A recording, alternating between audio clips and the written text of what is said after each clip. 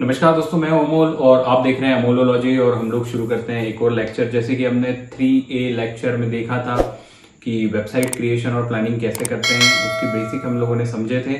आज हम लोग बात करेंगे डोमेन्स के बारे में कि टाइप्स ऑफ डोमेन क्या होते हैं और डोमेन को कैसे चूज करना है, डोमेन कौन प्रोवाइड करता है और डोमेन्स होते क्या है। तो हम लोग शुरू करेंगे डोमेन्स के बारे में। जितनी भी डिटेल्स आएगी वो इस लेक्चर में हम लोग कवर करने वाले हैं। आइए शुरू करते हैं कि डोमेन्स होते क्या है।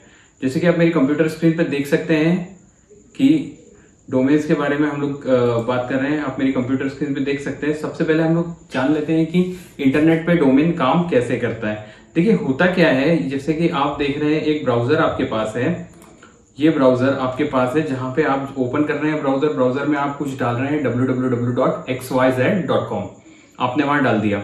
अब वो xyz.com जो है वो रिक्वेस्ट भेजेगा, या जो भी आपका डोमेन है, जैसे यहाँ पे xzmind.com डोमेन है, वो डोमेन रिक्वेस्ट भेजेगा डीएनएस के पास। अब डीएनएस इस डोमेन को कन्वर्ट कर देगा आईपी में। वो आईपी कुछ भी हो सकती है, 192.2.2। ठीक है, ये एक आईपी होती है, आईपी का एक स्ट्रक्चर होता है। उस आईपी में कन्वर्ट कर देगा। सर्वर पे रिक्वेस्ट जाएगी कि इस आईपी में, जो भी आईपी में वो कन्वर्ट हुआ है, उस आईपी में जो भी डेटा है वो फेच करके आप ब्राउजर को दो। ठीक है, वो उठा करके ब्राउजर को दे देगा। अब देखो क्या हो रहा था, 192.68.68.2 ये याद करना बहुत मुश्किल है। इसीलिए हम लोग इसको डीएनएस सिस्टम यूज करते हैं, जिसको हम लोग डोमेन नेम सिस्टम कहते हैं, जिसमें वो आईपी को कन्वर्ट कर देता है नेम में। ठीक है, अब नेम में जैसे कन्वर्ट हो गया, मान के चलो कि कोई .com है, www.amolology.com है, वो कन्वर्ट हो गया नेम में, वो कन्वर्ट हो गया आईपी में। आईपी आप याद नहीं रख पाओगे, इसलिए हम लोगों ने उसको नेम में कन्वर्ट कर दिया। ठीक है, तो ये टोटल बेसिक सिस्टम होता है। आशा करता हूं आपको ये समझ में आया होगा। अब इसके बाद बात करते हैं कि भाई ये नेम देता कौन है, ये नेमिंग का सिस्टम कैसे प्रोवाइड करते हैं। तो वहां पे पिक्चर आती है आईकैन की। जी हाँ, internet corporation for assign name and number. क्या हो रहा था, जब जिस समय डोमेन्स बनना शुरू हुए या जिस समय डोमेन आना शुरू हुए, अब मुझे कोई डोमेन पसंद आ रहा है www.xyz.com, वहीं कहीं अफ्रीका में एक आदमी बैठा है जिसको सेम डोमेन पसंद आ रहा है। तो इंटरनेट जब वर्ल्ड वाइड काम करेगा तो ये डोमेन कहीं ना कहीं, डोमेन नेम कहीं ना कहीं क्लैश करेंगे। तो उस समय पे आईकैन बनता है। आईकैन क्या करता है, आईकैन एक आदमी को एक ही डोमेन प्रोवाइड करता है। ठीक है, चलिए आइए आईकैन की वर्किंग भी समझ लेते हैं कि आईकैन वर्क कैसे करता है। देखिए आईकैन जो होता है वो आईकैन मतलब मेन इसका एक रजिस्ट्रार टाइप में होता है, जिसके पास सारे डोमेन रजिस्टर्ड होते हैं। वो अपने रजिस्ट्रार बनाता है। ठीक है, एक रजिस्टर उसने GoDaddy को बना दिया, एक रजिस्टर HostGator को बना दिया, होस्टिंजर को बना दिया, ऐसे न जाने कितने वो रजिस्ट्रार रजिस्ट्री के लिए बना देता है। ठीक है, अब वो रजिस्ट्रार क्या करते हैं, या तो वो फ्रेश सेल करते हैं या तो वो रीसेल करते हैं। फ्रेश सेल करेंगे तो आपको नए डोमेन्स मिलेंगे, रीसेल करेंगे तो जो डोमेन ऑलरेडी परचेस है वो आपको मिलेंगे। तो ये क्या करेंगे, फिर एंड यूजर तक आप तक आ जाता है। मतलब इसको ऐसा समझो कि आईकैन ने GoDaddy को अथॉरिटी दे दी कि आप डोमेन बुक कराइए। ठीक है, और GoDaddy ने आपको एक डोमेन दे दिया www.xyz.com।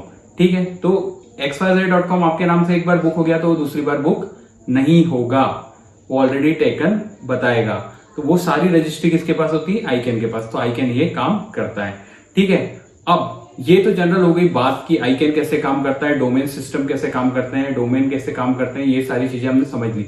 अब देखेंगे हम लोग कि डोमेन के टाइप कितने होते हैं। देखिए जनरली डोमेन के 3 ही टाइप होती है। टॉप लेवल डोमेन, सेकेंड जिसको TLD भी कहते हैं, सेकेंड लेवल डोमेन जिसको 2LD कहते हैं। ठीक है, और एक होता है थर्ड लेवल डोमेन। तो ये 3 टाइप के जनरली डोमेन होते हैं जो हम लोग जनरल यूज में लाते हैं। अब टॉप लेवल डोमेन के 4 पार्ट्स होते हैं। देखिए ये कोई मतलब ऐसा कोई हार्ड एंड फास्ट नहीं है, और इसमें भी टाइप्स हो सकते हैं, लेकिन मेजरली जो जहां तक के समझ में आता है या जो एक जनरल वे में हम लोग बात करते हैं उस वे में ये बाइफर्केशन है। ठीक है, तो अब इसको एक एक करके समझ लेते हैं कि टॉप लेवल डोमेन क्या होता है, सेकंड लेवल डोमेन क्या होता है, थर्ड लेवल डोमेन क्या होता है। जैसा कि मैंने बात की, टॉप लेवल डोमेन के 4 पार्ट होते हैं। पहला GTLD जिसको जेनरिक टॉप लेवल डोमेन कहते हैं, CCTLD जिसको country code top level domain कहते हैं, sponsored top level domain, unsponsored top level domain. ये इतने टाइप के टॉप लेवल डोमेन होते हैं। ठीक है, तो अब हम लोग एक एक करके इसको समझ लेते हैं। GTLD या जिसको TLD भी कहते हैं, जेनेरिक टॉप लेवल डोमेन, ये जनरली अगर मैं बात करूं तो जो सबसे ऊंचे दर्जे के डोमेन्स होते हैं उनको कहते हैं, जिसमें .com, .org, .net आदि आते हैं।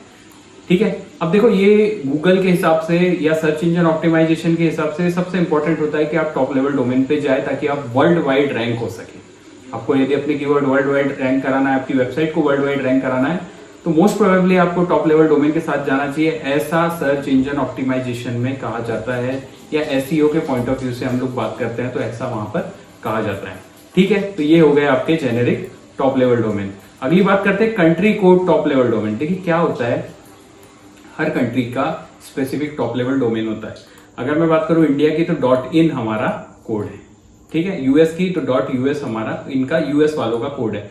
इससे ये पता लगता है कि वेबसाइट किस रीजन के लिए बनी हुई है। अब मैं बात करूं इसके सिग्निफिकेंस की, तो देखिए क्या होता है, अगर मैं वड़ा पाव बेच रहा हूं मुंबई के अंदर तो मैं .com लूंगा, क्यों? क्योंकि मेरे को उसकी जरूरत है नहीं, मेरा सर्विंग एरिया मुंबई है जो इंडिया में आता है, तो मैं .in ही लूंगा और ये मेरे को चीप भी पड़ेगा, सस्ता भी पड़ेगा और एक region wise specific search engine को बताएगा भी कि भाई मैं इंडिया के लिए ही काम कर रहा हूं। उसके बाद भी मैं एक पर्टिकुलर अपनी वेबसाइट पे सिटी मेंशन करूंगा, गूगल को बताऊंगा कि मेरा बिजनेस इस लोकेशन पे है, तो मैं पर्टिकुलर लोकेशन के लिए ही रैंक करूंगा, अदरवाइज नहीं करूंगा। क्योंकि अगर मैं वड़ा पाव बेच रहा हूं और ऑनलाइन डिलीवरी रख रहा हूं और यूएस का कोई बंदा कोई माइक ओपन करके बोल रहा है please deliver me vada pav in US से, कोई मतलब नहीं है ना, टाइम वेस्ट है।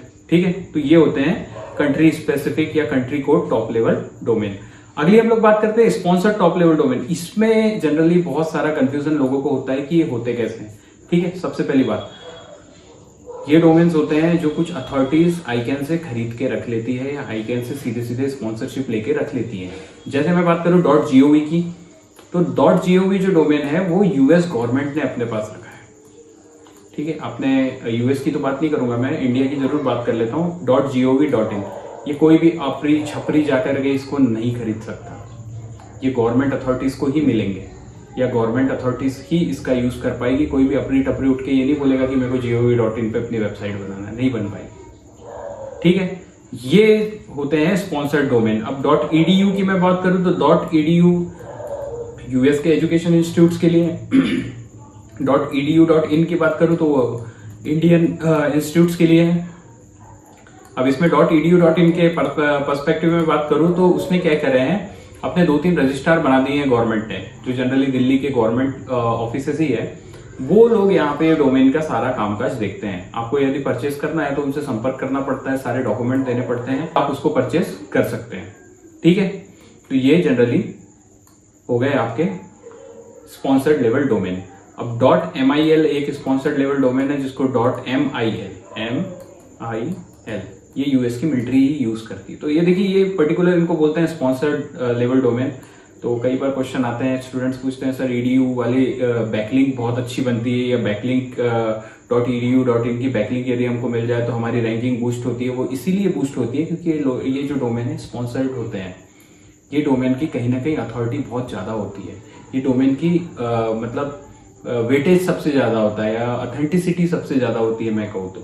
ठीक है, तो आगे चलते हैं। आगे हम लोग बात करते हैं सेकंड लेवल डोमेन की। ये दूसरे टाइप का डोमेन है। तो देखिए क्या होता है, जैसे कोई एक डोमेन है jensmith.retailer, तो इसमें जेंसस्मिथ सेकंड लेवल डोमेन कहलाएगा।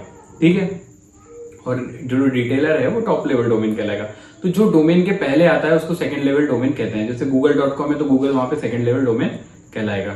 ठीक है, अब अगर मैं बात करूं थर्ड लेवल डोमेन की, तो थर्ड लेवल डोमेन जनरली सब डोमेन होते हैं। सब डोमेन कैसे होते हैं, जैसे मान के चलो कि आपका कोई डोमेन है xyz.com।